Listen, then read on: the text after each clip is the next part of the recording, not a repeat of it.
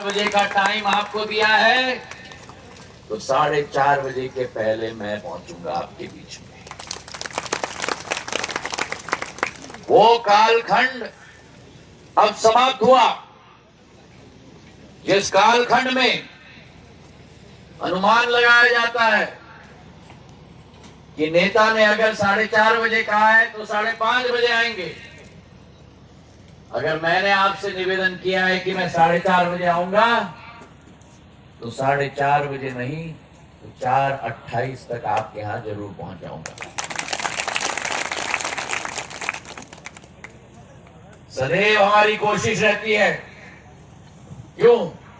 वो इसलिए कि मैं स्पष्ट करना चाहता हूं, मेरा और आपका पार्टी के कार्यकर्ताओं और नेता का संबंध नहीं है।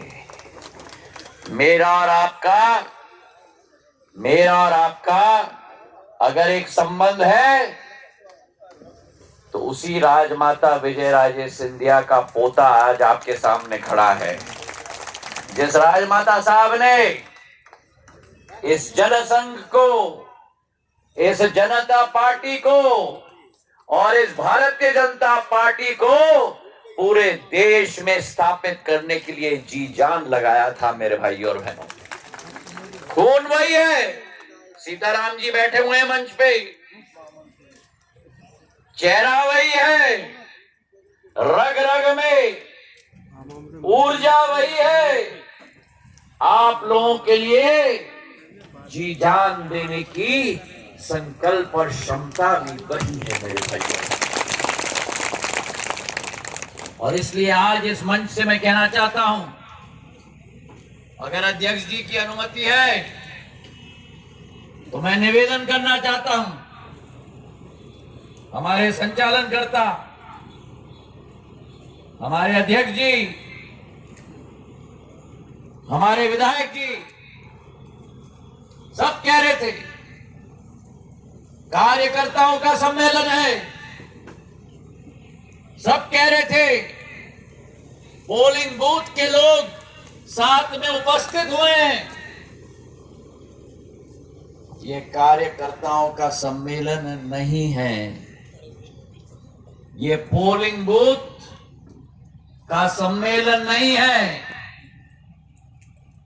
मेरे कार्यकर्ता यहां नहीं बैठे हुए हैं, मेरे सेनापति यहां बैठे हुए हैं मेरे भाई और बहन।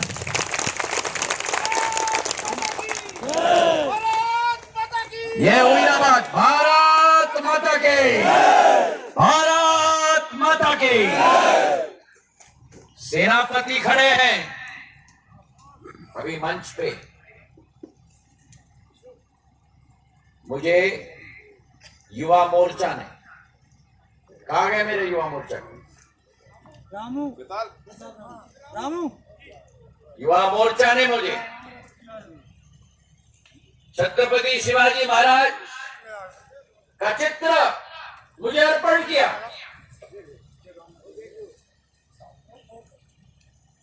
छत्रपति शिवाजी महाराज की अहमियत क्या थी?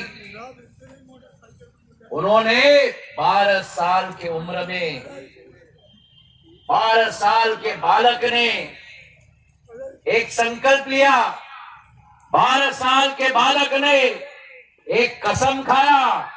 जीजा माता ने जो असूल और सिद्धांत उस 12 साल के छत्रपति के दिल में अंकित कर दी थी। उन्होंने संकल्प लिया कि भारत को विदेशी आक्रांताओं से मैं आजाद करवाऊंगा और हिंदवी स्वराज को भारत में स्थापित करूंगा।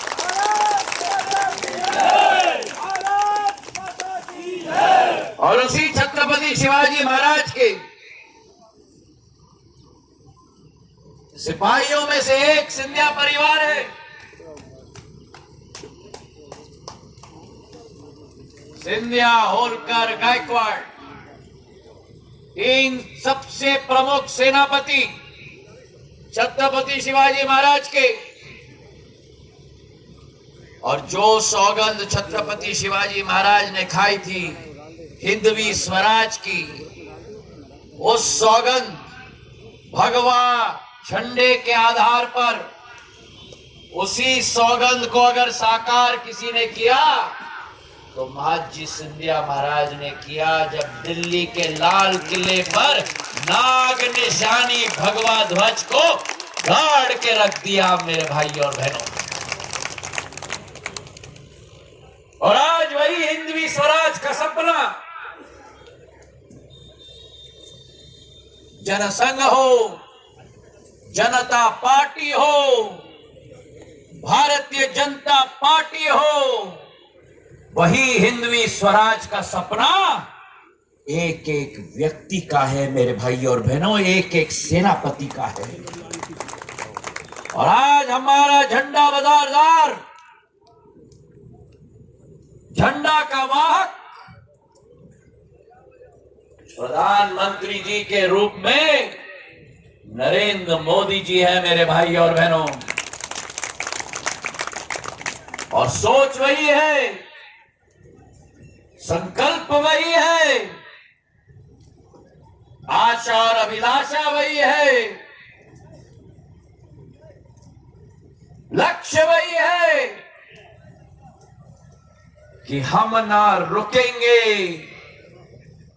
हम ना रुकेंगे और हम ना थकेंगे, हम ना रुकेंगे और हम ना थकेंगे, हम ना झुकेंगे जब तक भारत के झंडे को विश्व पटल पर उजागर नहीं करेंगे।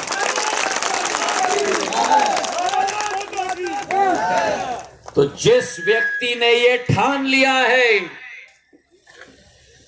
जिस व्यक्ति ने ये संकल्प ले लिया है कि आत्मनिर्भर भारत स्थापित करना है,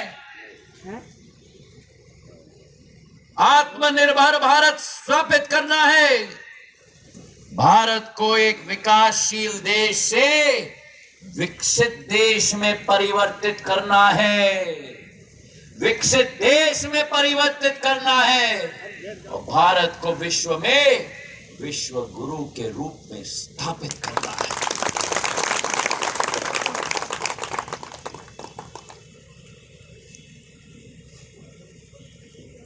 घर घर में पूजा पाठ चलती है, घर घर में यूं एक एक कालखंड में यज्ञ आयोजित होता है कि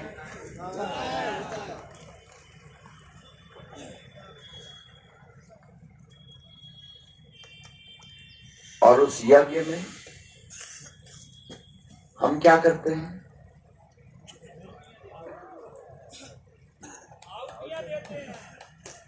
आहुतियां देते हैं, आहुति देते हैं।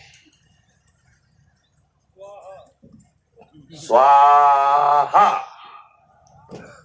बोलो मेरे साथ, स्वाहा स्वाहा स्वाहा स्वाहा स्वाहा स्वाहा स्वाहा स्वाहा। 7 मई को हमें भारत माता के विकास और प्रगति के यज्ञ में प्रधानमंत्री जी के नेतृत्व में अपनी आहुति देनी है। स्वाहा स्वाहा स्वाहा स्वाहा। देंगे? अभी मुझे मजा नहीं आया। देंगे देंगे देंगे देंगे, सीताराम जी देंगे। ये हुई ना बात। क्या देंगे? ये संकल्प होना चाहिए। क्यों? क्योंकि 7 तारीख को क्या हो रहा है? मतदान होना। 7 तारीख को मतदान होना है।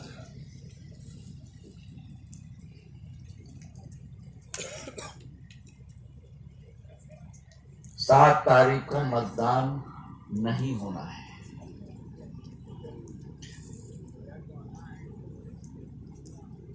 सात तारीख को संग्राम और लड़ाई लड़ना है।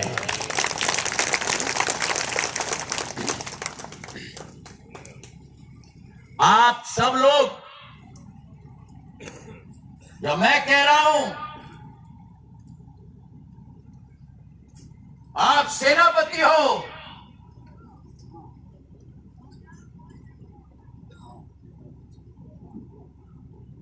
जब मैं कह रहा हूं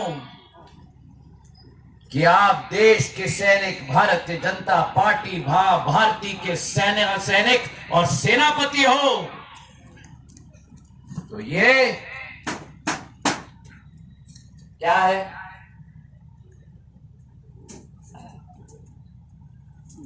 ये पोलिंग बूथ है? नहीं,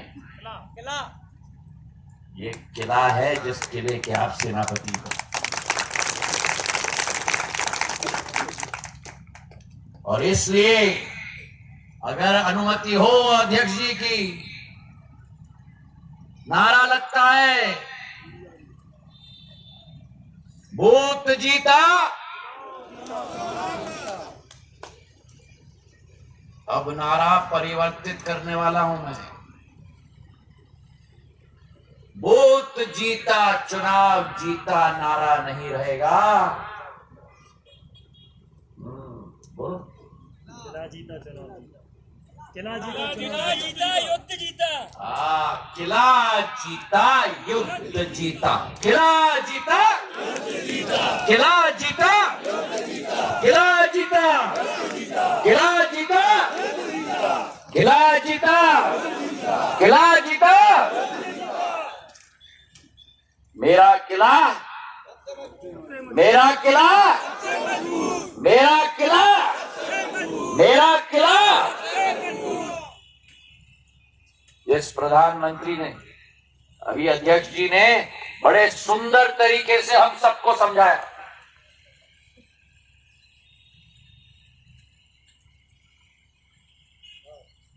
जिस प्रधानमंत्री ने 10 साल में जो 65 वर्षों में इस देश में नहीं हो पाया, वो प्रधानमंत्री ने 10 साल में करके देश का काया गर्क करने का कार्य कर दिया मेरे भाइयों। उदाहरण मैं आपको देता हूं।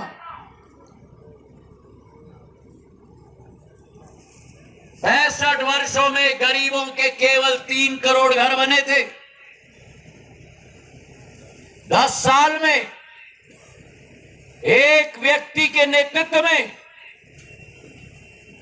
4 करोड़ प्रधानमंत्री आवास बन चुके हैं मेरे भाई और बहन। तालियां थोड़ी कम बजी। मैं बोलता हूं क्यों? वो एड देखा है पेप्सी का, ये दिल मांगे। 65 वर्षों में 3 करोड़, 10 साल में 4 करोड़। और प्रधानमंत्री ने ऐलान कर दिया, आपके सेनापतियों के किले पर जीत के आधार पर जब 30वीं बार सरकार बनेगी तो 5 साल में 5 करोड़ घर बना के होंगे। 65 वर्षों में 3 करोड़, 10 साल में 4 करोड़, 5 साल में 5 करोड़। रफ्तार देखो देश का। जो पहले कहते थे कार्य असंभव है, प्रधानमंत्री ने संभव करके दिखा दिया मेरे भाइयों।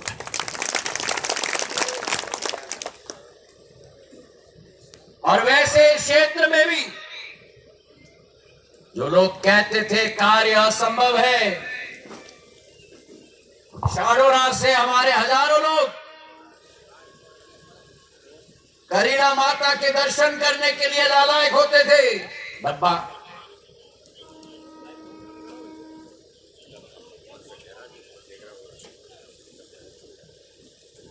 हजारों लोग लालायक होते थे।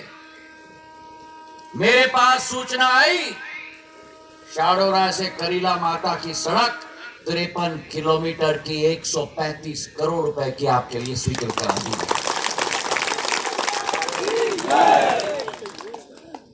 करीला माता की, करीला माता की। संभव कार्य है तो मेरे पास लाने की जरूरत नहीं है, असंभव कार्य है तो किसी और के पास मत जाना, मेरे पास लेके आना मेरे भाई। सड़कों का जाल बिछा दिया था मैंने 17 साल में।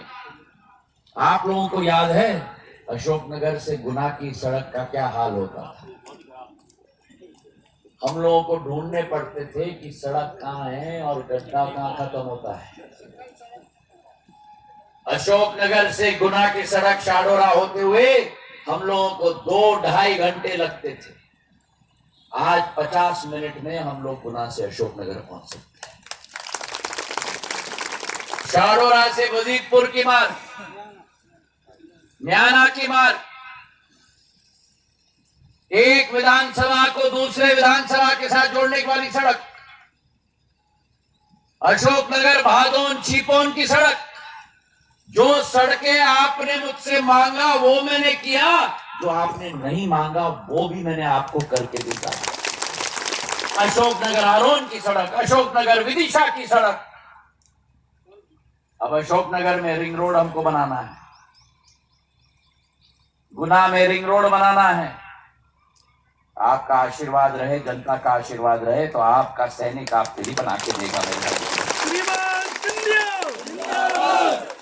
तालाबों की श्रृंखला, पानी की योजना की श्रृंखला, मैंने संकल्प बना लिया है। अशोकनगर में 1 या 2 ट्रेन रुकती थी, 17 सालों में आपको देश के कोने के साथ पहुंचाने का काम कर दिया। कोटा बीना लाइन का दोहरीकरण है।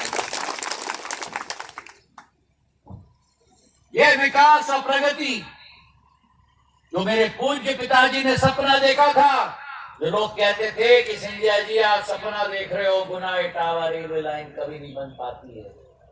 रेल मंत्री बनते ही पहले बजट में गुना इटावा रेलवे लाइन की स्वीकृति करवा दी। आज ग्वालियर में रिकॉर्ड टाइम में मध्य प्रदेश का सबसे बड़ा हवाई अड्डा, इंदौर से बड़ा, भोपाल से बड़ा, डब्बा, मेरी आंखें बड़ी तेज है भैया, अभी से जान लो। कमलनाथ जी और दिग्विजय सिंह जी जान लें।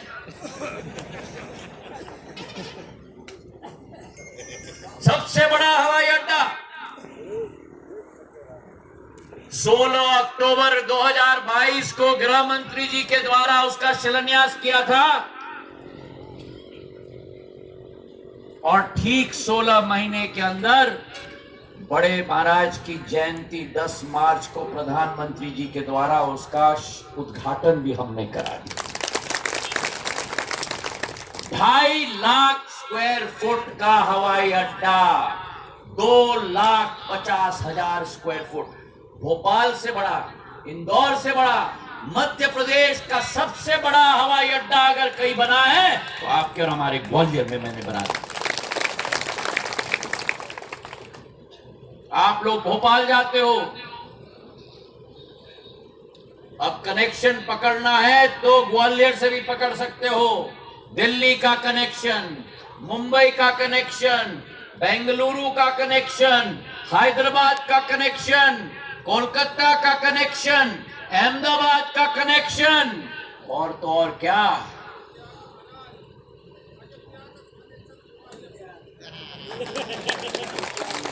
भगवान राम के दर्शन करने के लिए जाने की उत्सुकता है तो राम लल्ला के धाम अयोध्या धाम का कनेक्शन ग्वालियर से।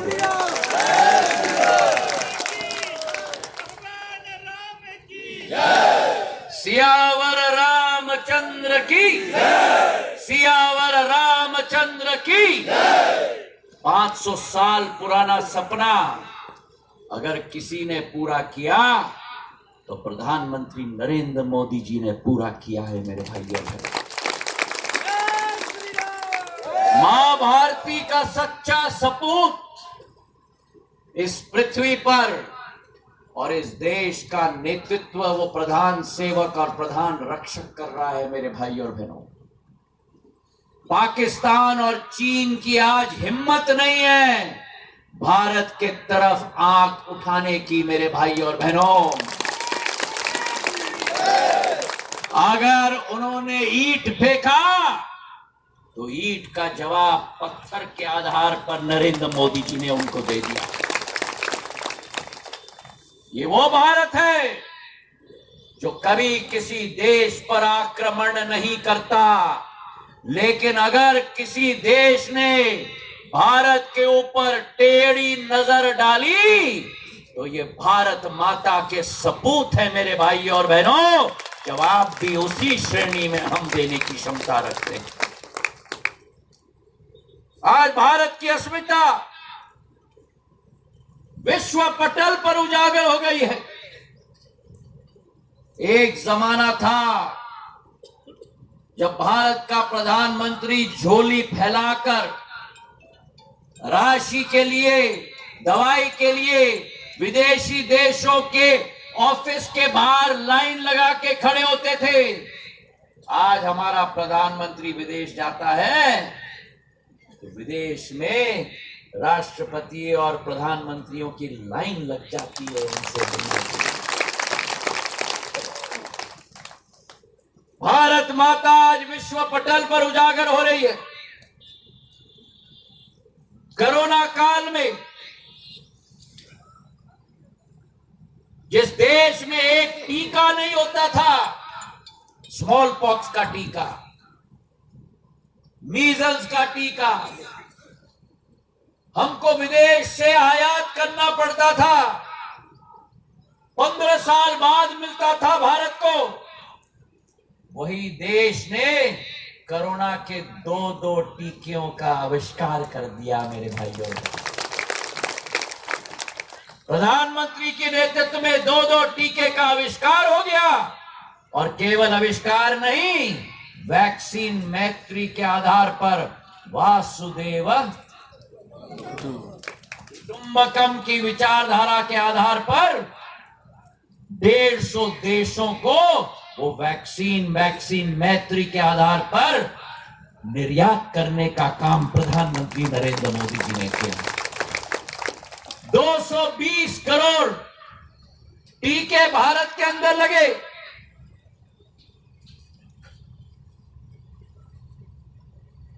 आप लोगों को टीके लगे? 1 लगा, 2 लगा या 3 लगे? कोई 2 कह रहा है, कोई 3 लगे। अब मुझे बताओ, जो टीके आपको लगे,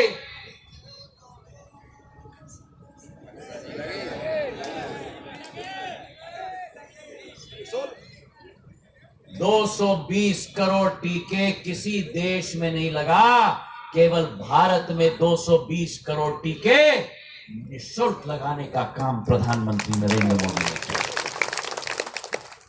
और हर बार आपको टीका लगा।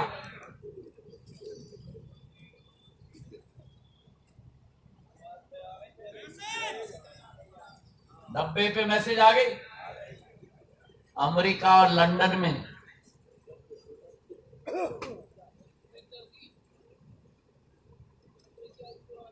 कागज के टुकड़े पे लिखा गया था, जगन्नाथ सिंह रघुवंशी, उम्र 70 वर्ष, पहला टीका, तारीख दीजिए जगन्नाथ सिंह जी। अमेरिका और लंदन में। और भारत में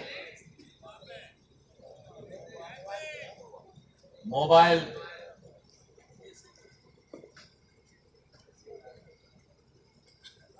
प्रधानमंत्री जी के नेतृत्व में ये भारत की क्षमता हो गई है विश्व पटल पर। मेरे भाई और बहन, और वही कोरोना काल में जो अभी अध्यक्ष जी कह रहे थे,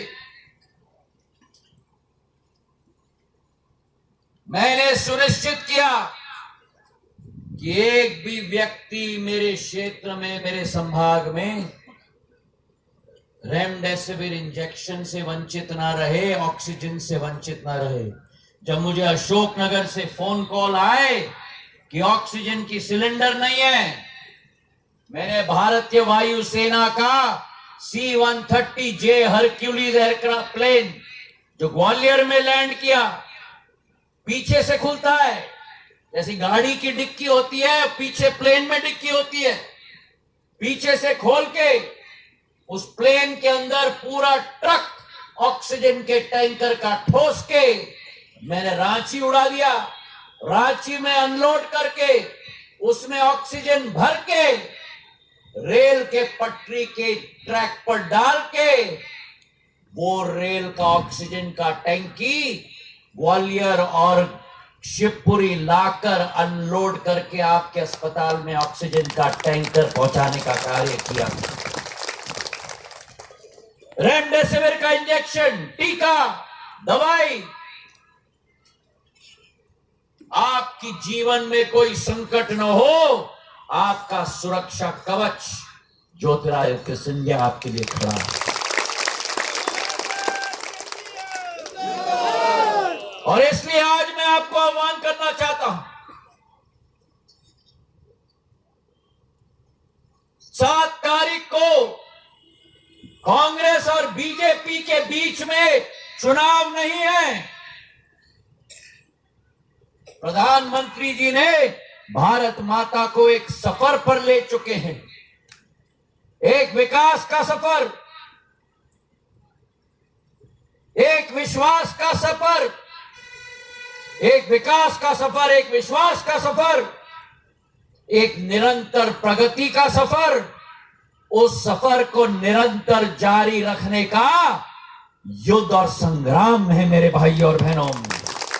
ये मां भारती की एकता और अखंडता, मां भारती की विकास और प्रगति निरंतर रखने का संग्राम है। और मैं अपने सेनापतियों से पूछना चाहता हूं, खड़े होकर युद्ध के लिए तैयार हो गए 7 तारीख को?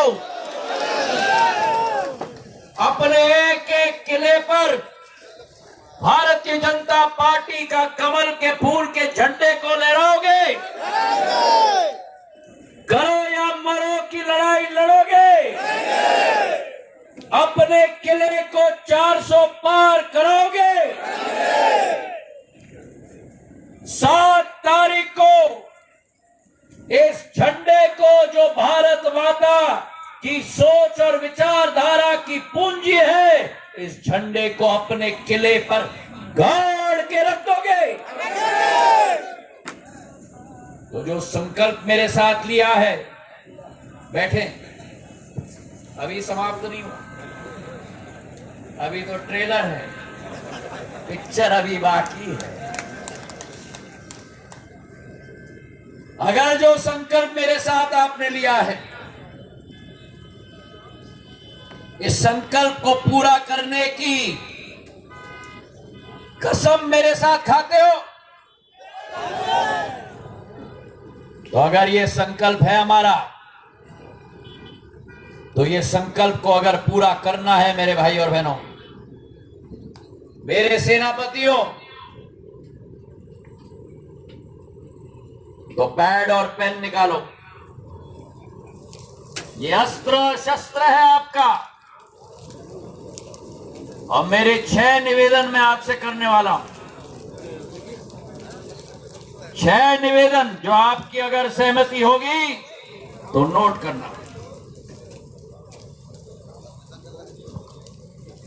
ओके?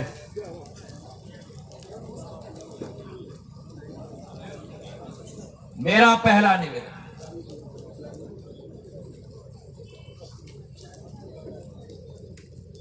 डब्बा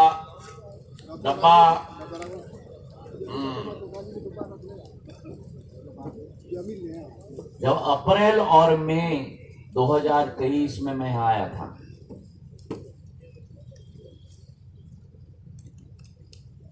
तो एक ऊर्जा का वातावरण मैंने यहां महसूस किया।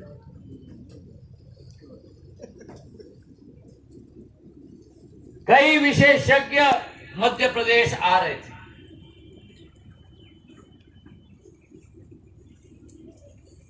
सभी विशेषज्ञ ने कहा इस बार तो कांग्रेस की सरकार बन रही है। सभी विशेषज्ञ ने कहा ग्वालियर चंबल संभाग में 3 या 4 सीट ही बीजेपी को मिलेगी।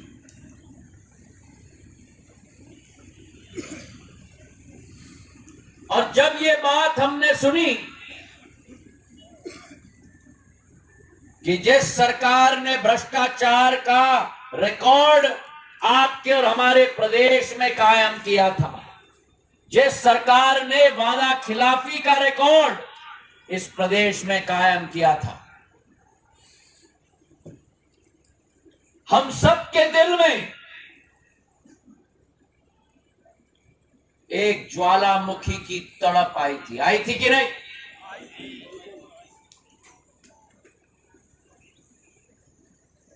एक ज्वालामुखी की तड़प आई थी कि करो, अरे बोलो मेरे साथ, करो या मरो। ये भावना उत्पन्न हुई थी, करो या मरो की भावना। क्यों? क्योंकि दिल में भय की भावना आई थी। भय की भावना आई थी कि अगर वो सरकार वापस आई तो हमारे मध्य प्रदेश को वो सरकार चौपट करके छोड़ देगी। और भय से क्या उत्पन्न होता है? भय से ऊर्जा उत्पन्न होती है। मैंने भी ठान लिया कि या तो वो रहेंगे या मैं रहूंगा, आर या पार, या तो वो जोड़ी रहेगी बड़े भाई, और या तो आपका रक्षक रहेगा। और मैंने भी ठान लिया और दिन रात मैंने एक किया। जब मन में भय आ जाता है तो ना रात दिखता है ना दिन दिखता है। 3 बजे सुबह उठते हो तो मन लगता है कि सूर्योदय कब होगा कि मैं निकल पड़ूं दोबारा लड़ाई के मैदान में।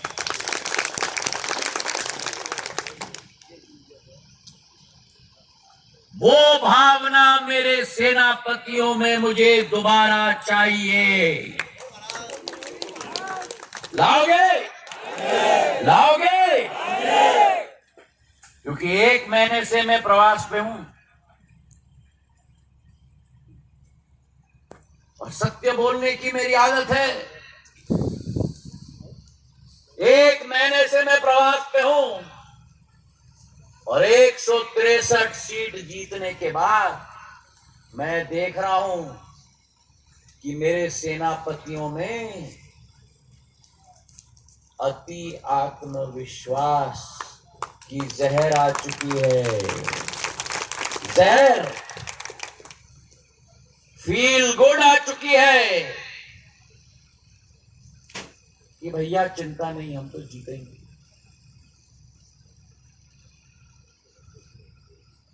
ये जहर से कम नहीं है, ये आत्मा और शरीर को खंडित कर देती है। लड़ाई के समय में सदैव आत्मा और दिल में भय उत्पन्न होना ही चाहिए। जब भय उत्पन्न होता है ऊर्जा आती है मेरे भाइयों में।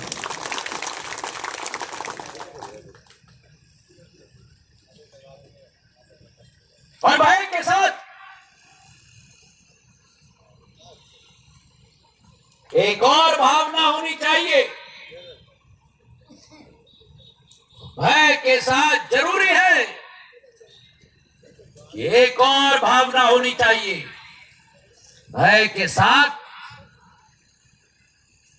भूख भी जरूरी है। जब पेट में भूख होती है और आत्मा में भय होती है तो सब कुछ निछावर करने का मन हो जाता है मेरे भाइयों। सही है कि नहीं? भय और अरे बोलो मेरे साथ सेनापति लोग, भय और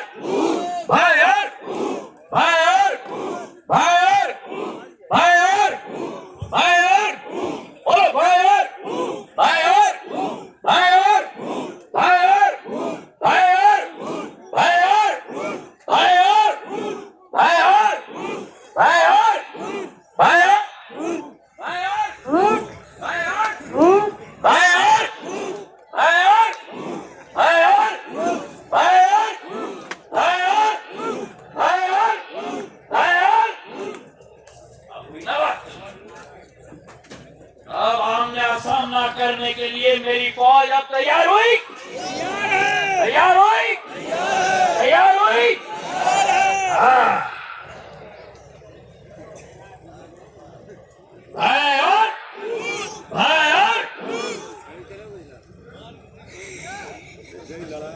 इसका एक उदाहरण भी ले दूंगा। अभी शाम के 6 बजे, अभी ये कार्यक्रम 3 घंटे और चलेगा।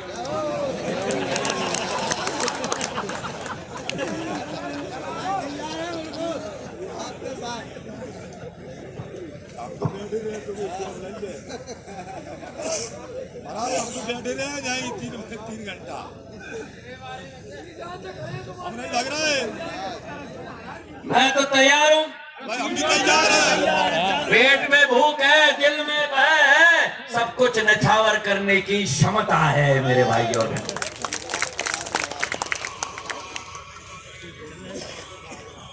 शाम के जब 9 बजेंगे तो पेट में चूहे भागेंगे, पेट में चूहे भागेंगे। विजय सिंह जी बैठे, अध्यक्ष जी कहेंगे कि भैया खाना खा लो।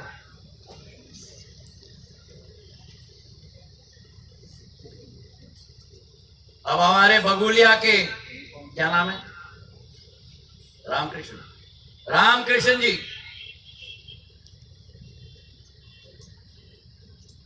कि पेट में बहुत भूख होगी, घर जाएंगे। धर्मपत्नी कहेंगे कि भैया सुनो, महाराज ने 3 घंटे भाषण दे दिया, हम तो थक गए। धर्मपत्नी अच्छे पराठे बनाएंगे रामकृष्ण जी के लिए। रामकृष्ण जी 3-4 पराठे खा लेंगे। फिर धर्मपत्नी जी कहेंगी कि थोड़ा और भाजी ले लो, आलू की भाजी ले लेंगे। 4 पराठे आलू की भाजी के बाद 1-2 कचौड़ी मिल जाएंगी। उसके बाद रामकृष्ण जी कहेंगे कि 1 कप थोड़ी चाय मुझे पिला दो, 1 कप चाय पी लेंगे। उसके बाद आएगी मिठाई, 4 जलेबी खा लेंगे और 4 पराठे, 3 आलू की भाजी, 1 कप चाय और 3 जलेबी के बाद अध्यक्ष जी का फोन आएगा, रामकृष्ण जी अब जरा 5 पोलिंग बूथ का दौरा करो, 5 किले का दौरा करो। तो रामकृष्ण जी क्या कहे,